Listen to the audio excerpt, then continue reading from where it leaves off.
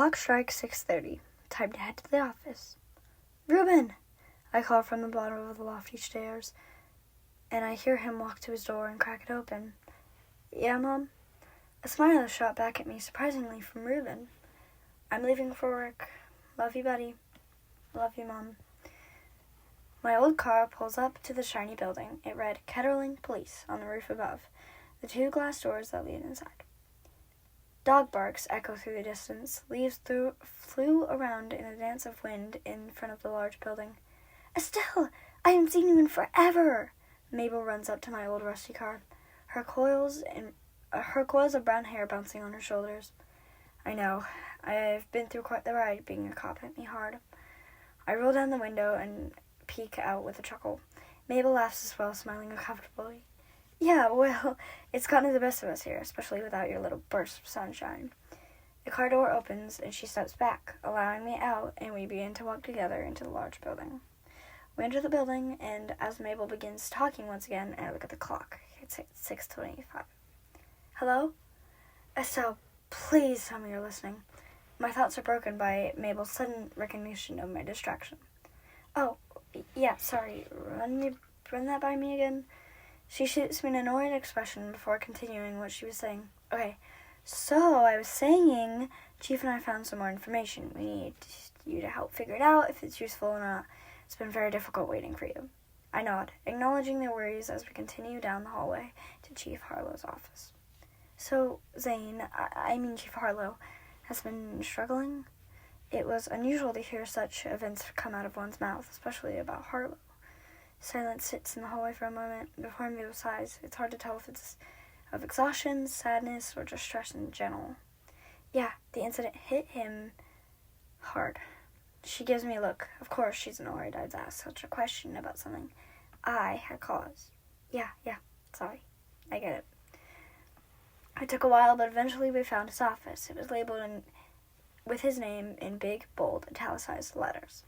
I exhaled, preparing myself for the future events that were about to send a whirlwind of flashbacks back at me. Mabel opened the door and let me in, and none other than Zane Harlow was sitting at his desk. Stacks of unorganized papers lay in front of him, and he looks up, his eyes tired.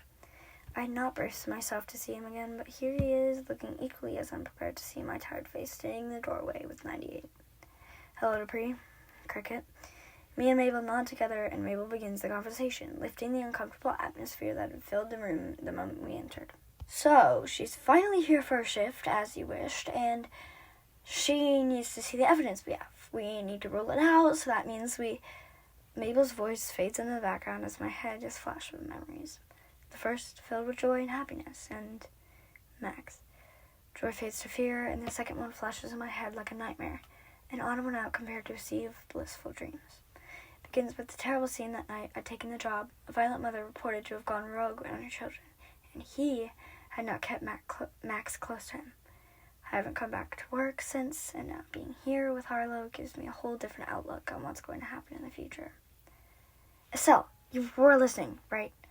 Harlow's voice cuts through my thoughts, and my eyes instantly snap to his. "Yes, sorry." He scoffs but urges Mabel to continue her endless rambling before we can get started. It feels as if hours have passed before Harlow gets up and leads me and Mabel to the information room. It's scattered with computers in every corner and a huge table with thousands of papers scattered on it, and straight in the middle of the large room. So, we've somewhat narrowed it down to the general Caroline High area. The killer's not been identified entirely, so we can't tie it to the school, but we can at least assume it's around here. Harlow begins shuffling through the thousands of sheets that lay on the table. "All right, have you found any clues to the original seller in the house down the road from the high school?" Mabel shakes her head, walking to one of the computers and pulling up a tab showing they have officially confirmed no additional information could be gathered from the scene. "Okay, so that's a no. So we don't have that many leads right now." My eyes drift to every computer that surrounds us, about all of them leading to dead ends. Harlow lets out a faint sigh. "No, nothing really. But there was a missing teacher in the high school, but I can't promise that's part of our case." I nod, walking to stand beside Harlow and get a better look at the papers, in which he's looking at a missing poster specifically. "What if we were to visit the school tomorrow? Just go about anything suspicious?" Harlow rolls his eyes and clears his throat, stamping a missing poster to the wall. Sure, I guess, but they're all kids, Estelle. That triggered something inside me. I unprofessionally made a comment. So was Max, saying. Harlow narrows his eyes and scoffs, turning away from me and instead to Mabel. Yes, I shouldn't have made any comments, but he just hit something and I couldn't hold back. Are you two going to get along or not? Estelle, you came back to the shop for a reason. Am I wrong? Mabel made her own comment. I could tell it got on Harlow's nerves as well. I rolled my eyes with a sigh and gathered some of the papers together, attempting to sort them somehow. After a while, we begin to get tired, and Mabel eventually leaves, along with nearly everyone else, but my shift hasn't ended yet. Estelle, Harlow's voice comes out of nowhere. I'm sorry about that night. I hadn't known he was going to do that. I swear. He tries to get closer to me, but I scoot away.